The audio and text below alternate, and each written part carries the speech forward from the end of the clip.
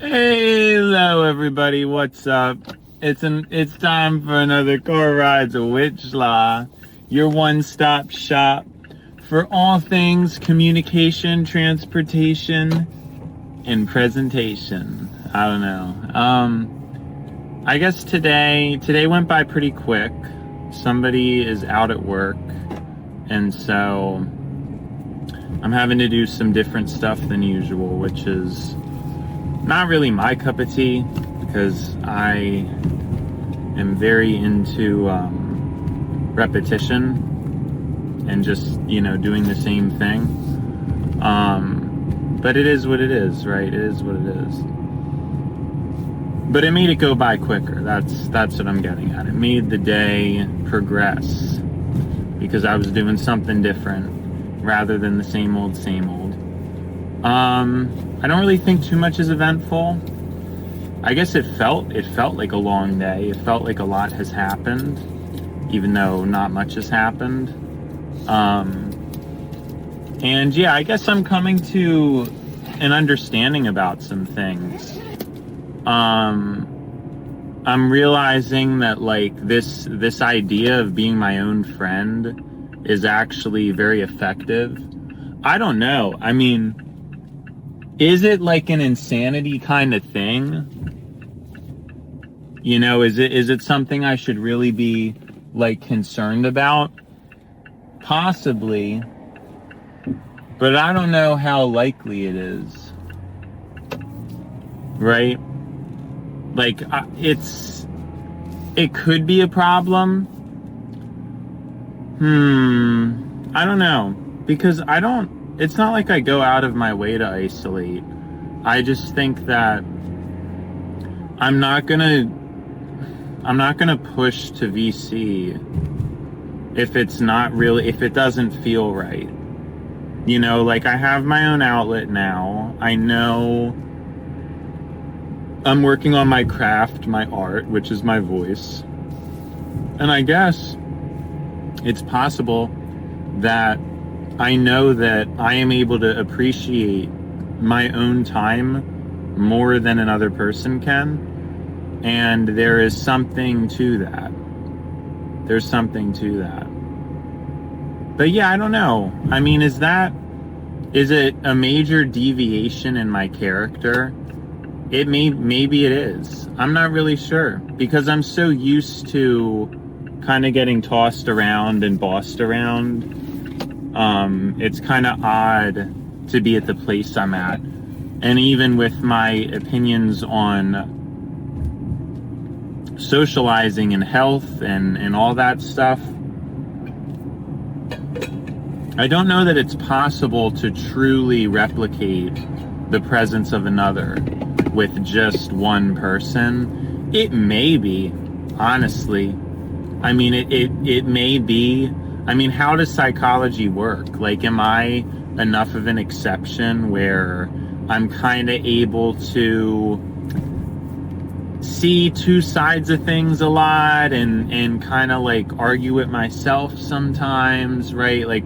I'm not sitting here acting as if I'm myself. Sometimes it's I'm envisioning a conversation with another, but I guess that skill isn't perfect. I mean, obviously, if I actually have somebody to talk to, there is stuff's different.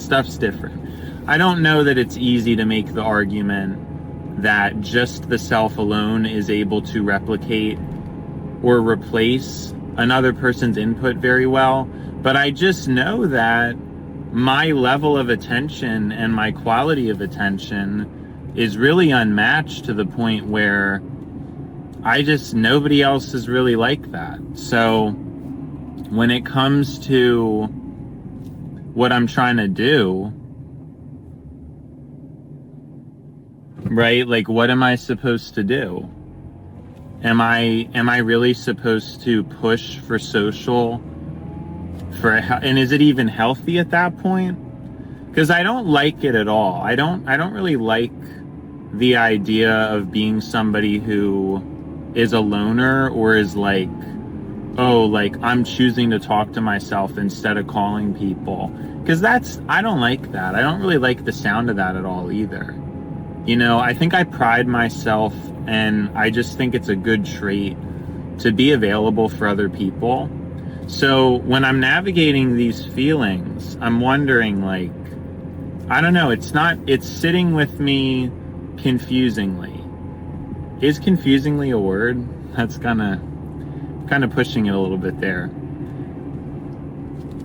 Now, I don't know, that's the thing I'm contemplating. I'm not really happy about it, but the whole point is, like, should I be? Like, should I start to really embrace solitude?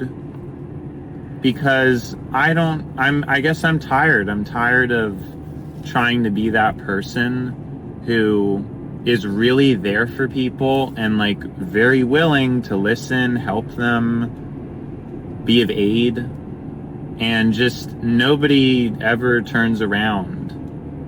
You know, nobody ever is like, right? I don't know. Now this is another discussion of, there are people who do things without expectation. And I'm obviously not one of those people, but it's kind of like, it's kind of something I've heard before though. Like, I'm familiar with the concept. Obviously, you know, think about things quite often. And I know Kanye said it at some point. He was talking about that, how, you know, you should never give expecting anything in return. Because then, of course, the question becomes, is that even being giving? But I think it's complicated with me. I think that socializing and being able to talk is such an imperative that it's hard for me to navigate that. And a lot of times too, I don't go into situations giving and expecting. I go into the situation just being myself, and I notice over time a pretty significant deficit. That's kind of how things end up. You know, it's like, I notice over a period of time that, like, I'm doing more, and wow, I just cannot get over how people, like, they really get close. They do not leave a lot of space between cars. I noticed that over time, and then I guess I get hurt by it. But it's different because everybody's different, right? I mean, some people, they don't have the same needs as I do. And I do think I need and give a lot. But maybe that is true, that I've tried to contemplate that recently, you know, trying to go through life just going with the flow and just taking what you get and giving what you know. I don't know though if that's really the right way to live.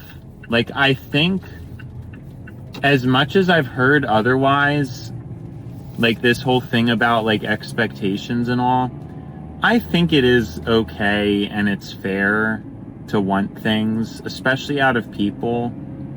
I mean, I just don't think it's that crazy that I want to have somebody who's dependable, reliable, like not flaky, and can give a quality of conversation. I mean, is it just too much to ask for? I don't know. I mean, am I just in a specific circumstance where, you know, that is a good point though. Sorry, I like think of things in my head and it's like I'm trying to get it all out, but I'm thinking of too much things. Some people are obviously at a different level and they may not give a lot, but they also don't expect a lot. And it all kind of works out, right? Because, you know,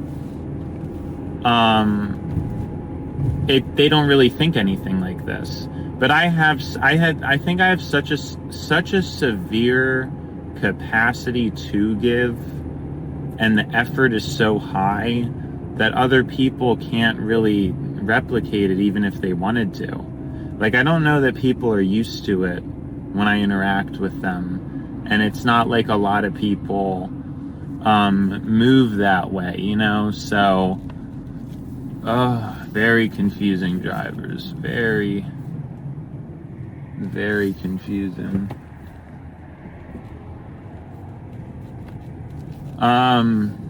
But yeah, I just don't think everybody's at the same level, I guess. And I happen to be in a place where I have social desires and social needs that are more so than a lot of people. And it's really hard for other people to wrap their head around, I think. I think there's a lot of things that I am and think. I mean, I want to know things, right? I like to learn. I like to be aware of what's what. There's a lot of people who specifically want to be left in the dark.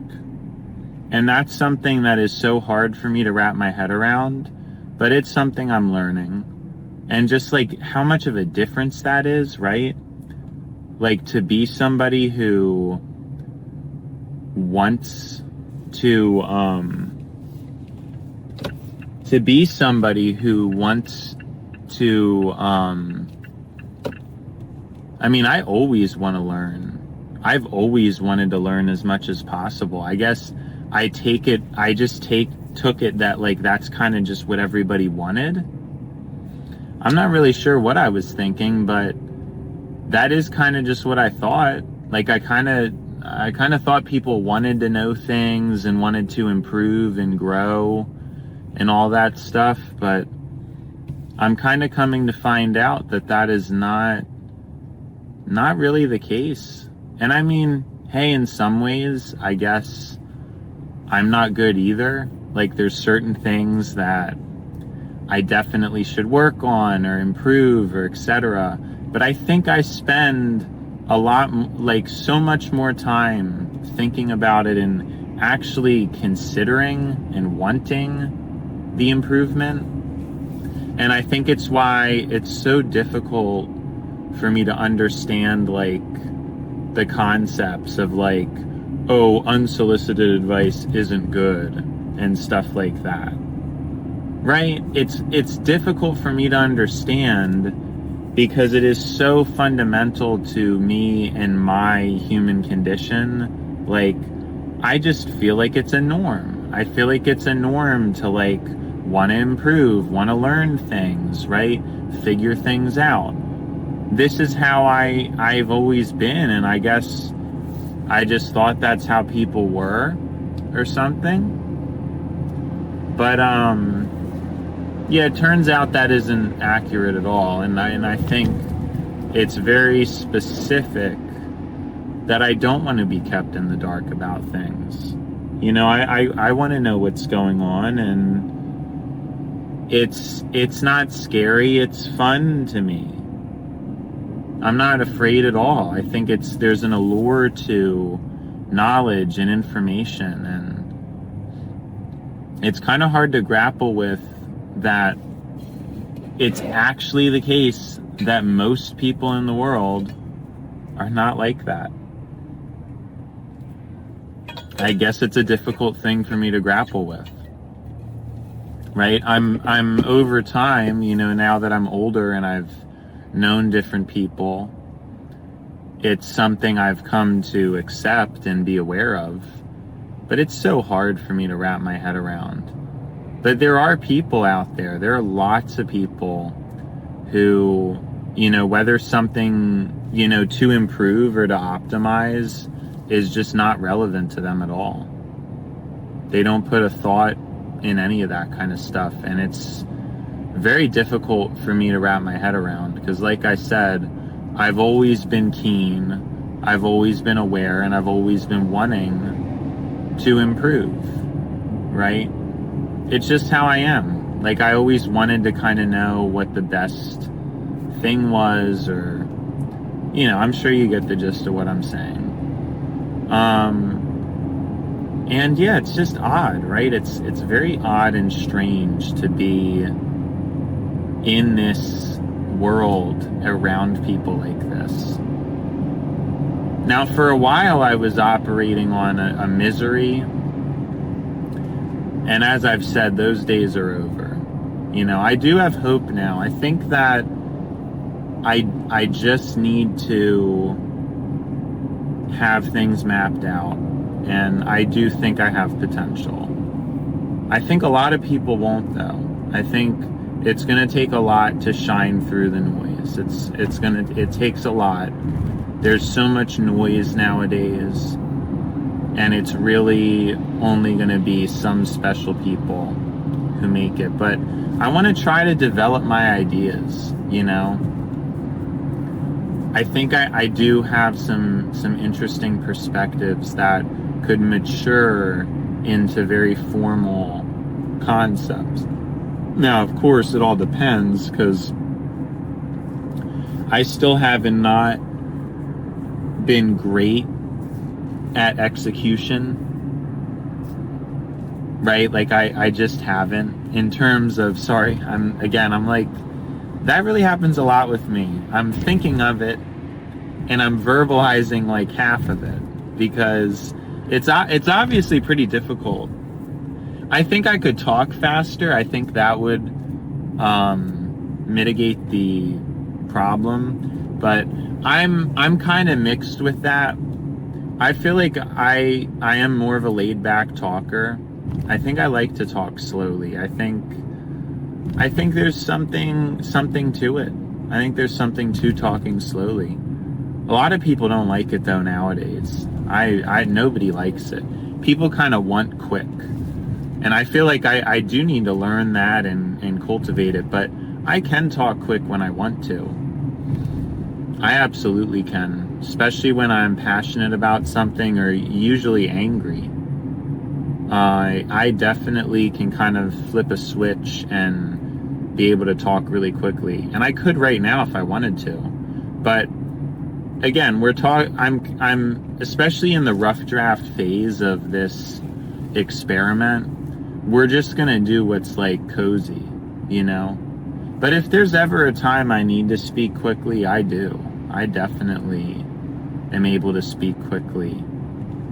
And I think it's good, but I also like slow, you know, like I don't know. I mean, people are very picky about these things though nowadays, because you're dealing with people who have such poor and limited attention spans and whatnot. It's probably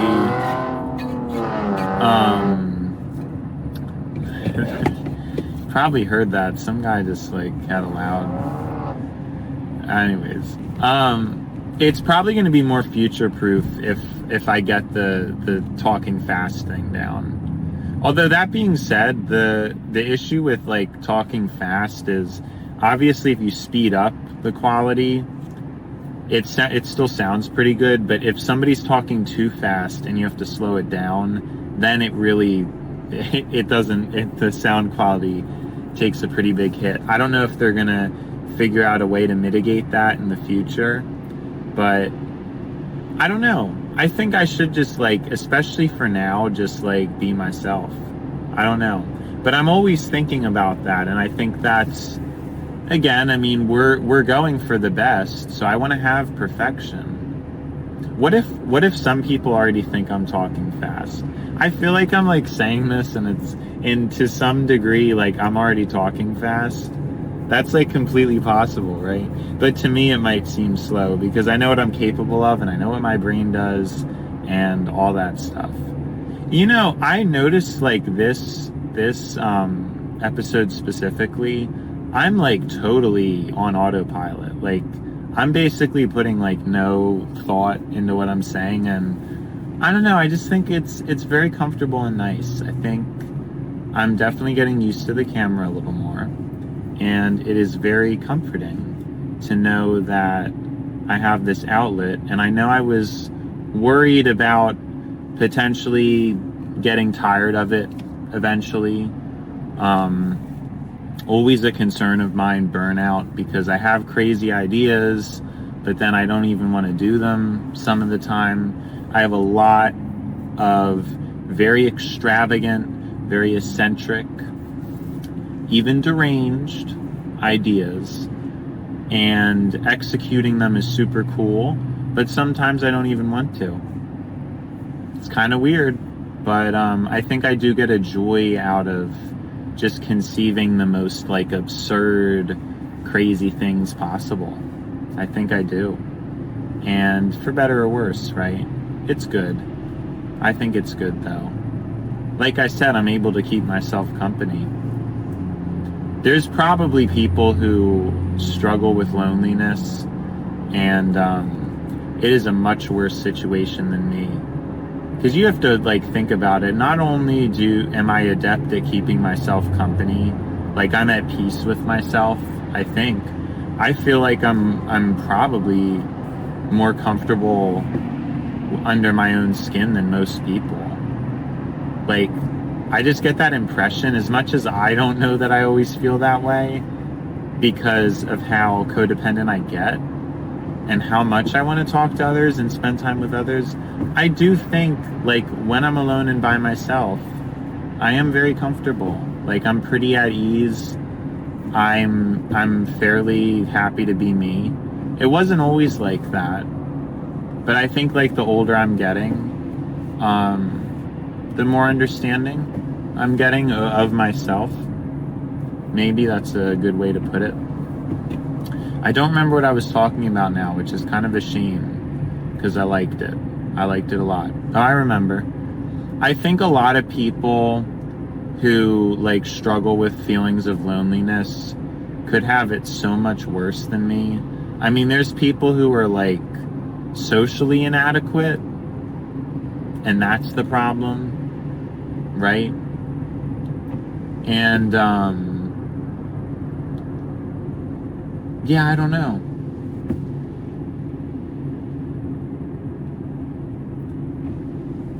Like, sorry, I'm just like thinking and speaking at the same time, and like the thing I was thinking about kind of like completely distracted me, so I just kind of blanked out for a second. My apologies. So what were we talking about? Yeah, I mean, there's people who are like lonely, and I mean, they could be lonely due to just a complete social inadequacy, which is probably so much worse than what I go through. I mean, there could be people who are lonely, who are like, accidentally lonely, basically, is what I'm saying, right? It's like, they might get overstimulated and then like block people, or they might do this or that. That's kind of what I'm thinking. Does that actually exist though? No, there are definitely, I think there are people who are awkward or maybe quiet who feel lonely, but like they just can't put themselves out there. And like, at least I don't have that problem, you know? I think that's kind of like a relevant, good thing. Like I said, it's always important to try to think from that perspective. You know, to think about how good you probably have it, or just the good things. I do think it's powerful to have a positive outlook, even if it's unrealistic, because I'm always thinking about the logical, but recently I'm feeling called to try to slip back into a little bit more of a delusion. I think it could be worth it. You know, I do. I think it kind of gets to a point where what is or isn't real is valid. What is or isn't real is true. And I mean, it's important to be aware of that. But I think like, I'm very aware of it. I'm hyper aware of like objective. And most people probably aren't. I think a lot of people, they might have a concept of, well, I mean, I do too, right? I'm saying this, I still think I don't know objective, but I'm probably a lot closer to having like a good grasp on objectivity. Although I've said that before, like I've said that years ago, and then now in retrospect, like I didn't know that much, so I guess it's something that changes. But I guess if we're referring to like perspective to my age, maybe, yeah, I think that like perspective, proportional, I guess you could say perspective. But yeah, like for my age, I think I know a lot about like the way the world actually is, a lot of the moral and ethical dilemmas, and maybe what could be done about them, stuff like that. A lot of people are not as aware of an objective as me, and I think people really just see what's in front of them, and that's what they see. That's what they go through in life. If they're doing well, then they're happy, and if they're not doing well, then they're not happy. But I don't think that many people do well and then like don't just, I don't know, are really that like concerned about the have-nots. I just don't think that's common. I'm just admiring this very nice Mercedes. It's kind of blacked out, but it's like a dark gray. The grill's gray, the logo's dark gray. It's pretty cool. I haven't seen that before, honestly. But yeah, I mean, I don't know. I don't remember what we were talking about now. I was lusting after that car. My apologies again. Isn't that something though? I mean, to be comfortable under your own skin, I think it's a gift. But of course I'm saying this and like I almost feel like there's certain things I'm not comfortable with about myself. Of course. So then like I think what I'm trying to get at is I feel that way too, but I'm trying to compare myself to like other people, and I think I'm a lot more comfortable than a lot of people. I mean, really the main thing I'm uncomfortable with is to not have somebody to talk to.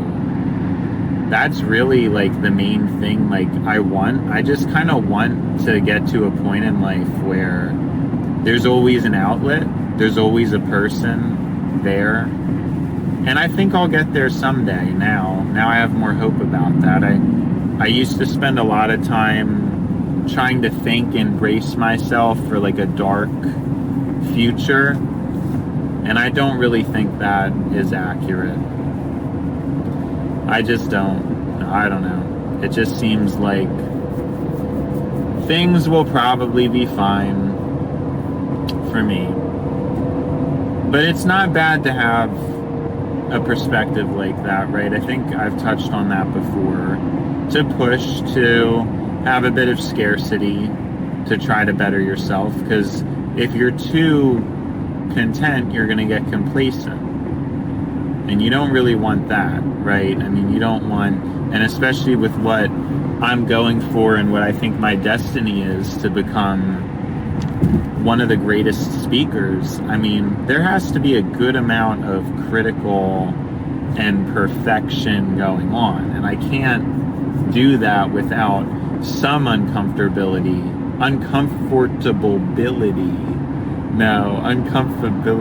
Why is this how would you say that? Why am I like struggling with this? Is it because it's like not a word? Is that why? Comfortability? I don't think that's a word. I think that's why. I'm like wondering why I'm having a problem saying it, and it's because it's not even real. I just like made up some nonsense. But I kind of like it, comfortability. What am I thinking of? I feel like there is a word that ends in compatibility.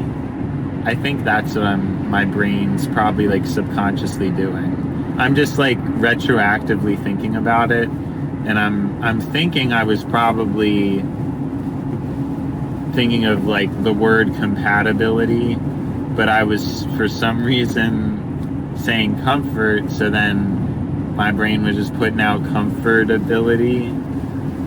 Yeah, I can't believe how much time I'm spending talking about this, but like I said, I mean, it's just a rough draft.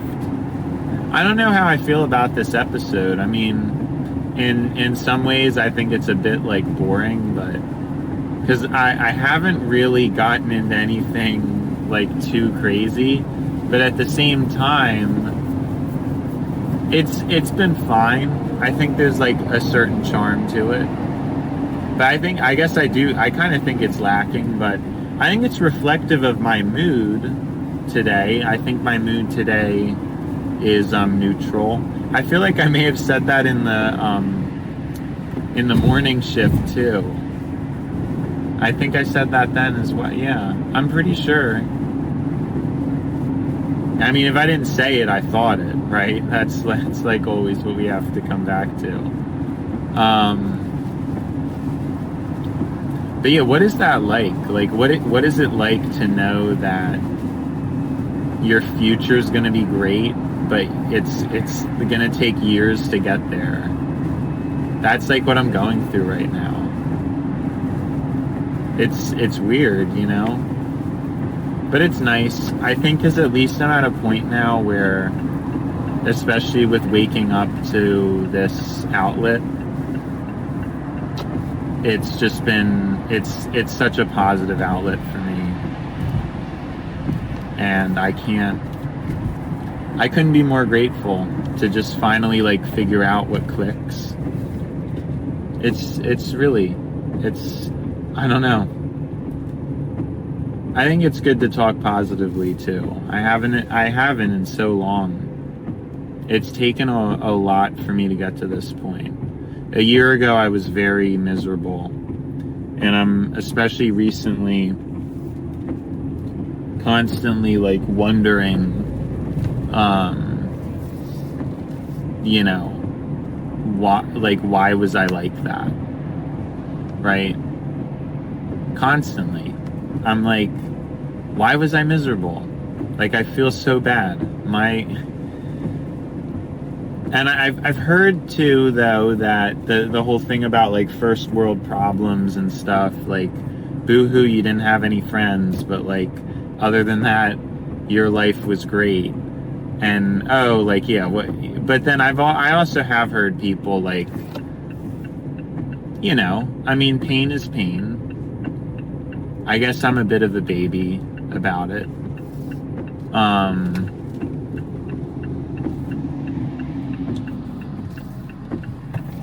But yeah, where am I getting at? I guess I'm a bit of a baby about it, but I mean, everybody has their own needs and perspectives on things. I just really wanted, you know, another person or other people to interact with. And to me, that's such a big part of my existence, right? But it's like, I don't know, is it really, like, am I a bad person for that? It's possible, like, I think it's possible that I kind of missed the mark. Like, I missed the moment.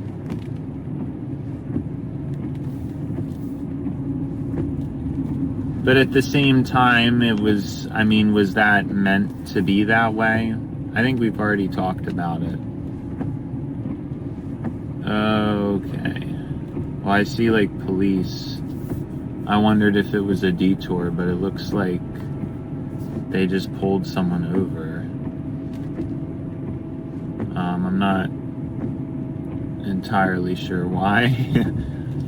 No, because this road, like, sometimes there's been trees down and stuff, and it's very frustrating to have to drive. Well, I mean, it's a little bit but I guess my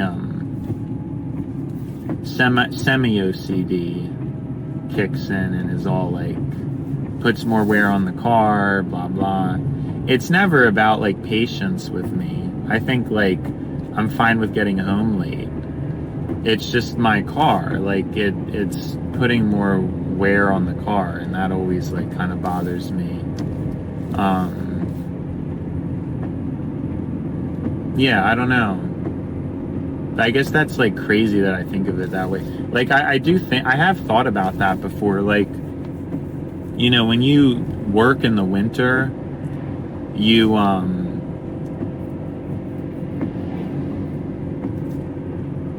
it costs more. I noticed with my car the mile per gallon is lower. So I'm not really sure why, because my old car, I didn't notice that.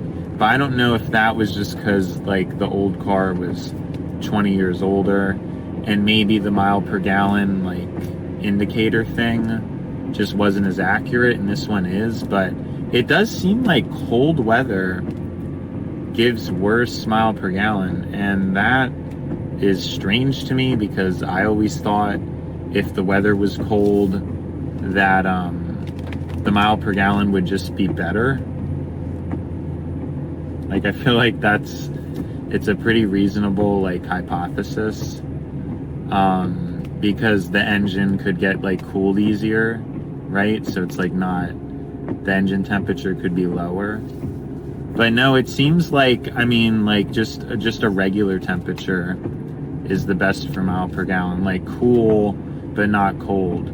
Anyways, not only does driving to work in the winter cost more gas, it also, oh, I was also going to say there could be something to do with modern like engines that maybe make them like more sensitive to that kind of stuff, right? Like maybe in an older car, it was like there was a certain thing they didn't do that made it so the colder weather didn't really affect it as much, right? But then like the newer engines, they might do stuff to it to try to crank the mile per gallon. But then what if it's only able to do better in certain like temperatures? So you're noticing a decline in the severe cold, but like in a previous car you didn't. Lots of guessing. I just like talking about stuff. Don't mind me. Where was I going with that? Oh yeah. And so driving to work in the winter not only costs more gas, but if it snows, it costs you a lot more money. Like, because if you drive in the snow, you're really putting a lot more wear on your car. So I feel like you should get paid a little more in the winter to compensate for that. Like that would be fairer. Also, like specifically if it snowed and you still came to work on a snow day, you should probably get paid for that too. Like you should get like a little $20 or $50 bonus just for the day or something. I mean, I don't know. I guess they're kind of silly ideas, but it's just what I think about. Because like if you're made to do something and it's more costly to you or more difficult, I think there should be some kind of a like, oh, well, you know, here's this. I guess I think about that. But I don't know if that, like, does that really make the world a better place? Because then it gets kind of serious when you carry it over into other aspects of life. Because in other ways, like that very aggressive numerical fairness can be a little bit over the top, I think. I think it can get unhinged and concerning. I mean, it's still stuff I kind of think, but, you know, like when it comes to what I've been thinking about this whole time is like health insurance, right? I kind of feel like as a person who is healthy,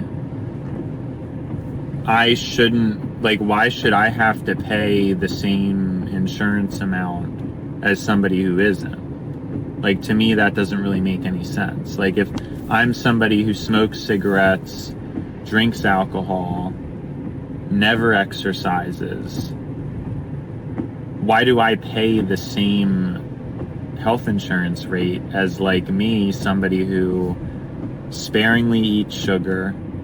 Although, I mean, can we really count that? Because when I sparingly eat it on a daily basis, but when I do eat it, I really indulge. But I think you get the gist. I walk, I exercise, I try to get enough I definitely get enough protein. I think I do my part to try to don't eat a lot of processed food. Just basic stuff. But, like, I take care of myself. And why should I have to pay the same health insurance rate when, like, obviously chances are nothing's going to happen? Now it gets risky because you get into this moral conundrum of, well, if somebody has a genetic predisposition to something, is that, well, what do they do? Like, is it their fault? Well, I mean, maybe those conditions should be, like, kind of included. I guess I'm only talking about when it's, included isn't covered. Included makes it sound like I would also deny them, but that is not what I'm saying. Yeah, I do think genetic predispositions to things should probably still be helped. I just think it's the voluntary choices. But even that is such a complicated conversation, because it's like people are in those situations usually not of, like, their own fruition. I think it's a lot to do with the environments that they're in. And of course, you can say otherwise, but you kind of see, like, if you go in the city, what is there to do? Go to the gas station, get some snacks. I mean, chances are you're going to end up doing that. Now, if you're growing up in, like, a nice community with nice local stores with not any temptations or bad things, like, you're probably going to be pretty well off. I can't believe I just said that.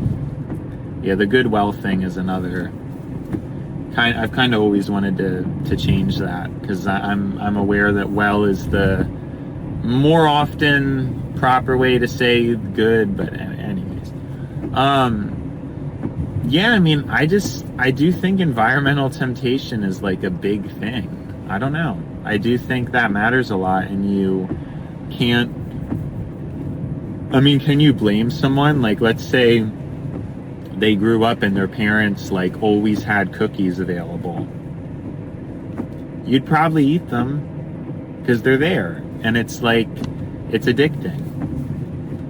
I don't know. It's possible that you could have your own identity or want to, like, rebel and be like, no, I'm going to be healthy, but chances are you're just going to, it's very complicated. But I think setting up environments is important. And now that is very difficult. This conversation is actually, like, it's so much more complex than I think I'm presenting it. Because now I'm getting into the digital landscape and how there's zero regulation with that at all. And so you're basically allowed to engage in any kind of unhinged behavior that you want. So even if you grow up in a nice area, you could just spend too much time on the internet and destroy yourself, because the internet has no restraint. There's no restraint. There's no, like, protectiveness, right? It's all there. You want something, you can get it. And that is obviously not a good thing. So it's a much deeper conversation than that. And I think it's whether you think people are victims of circumstance or victims of themselves. Of course, it's a combination of both, but I mean, I think it's very silly to blame people when you're supposed to have like a government or some kind of leadership, right? That's always something like, I guess an argument I don't really like is like just blaming people. I don't know. Like, don't you think most people would want, well, I guess that is a good point. A lot of people, I think we were just talking about that. They may not really want what's best for them. Like, it's kind of foreign to me. I mean, I think I always kind of wanted to be happy or wanted to try to do things to be kind or good. And I'm realizing, like, a lot of people, I don't even know if they think like that. I think they may be okay with things being bad. Not really sure. Right? Yeah, there was a lot of traffic, but I didn't really notice because I was just happy to talk, I guess. Yeah, I don't know how I feel about that episode. We're wrapping it up, by the way. It's time to go. But yeah, I don't know how I feel about it. It was peculiar, but it was very me. It was still very me. Well, I'm glad I got to spend time with you as always, and I appreciate your time. And it's been a blast, and now it's past, just like that, 47 minutes. Fly out.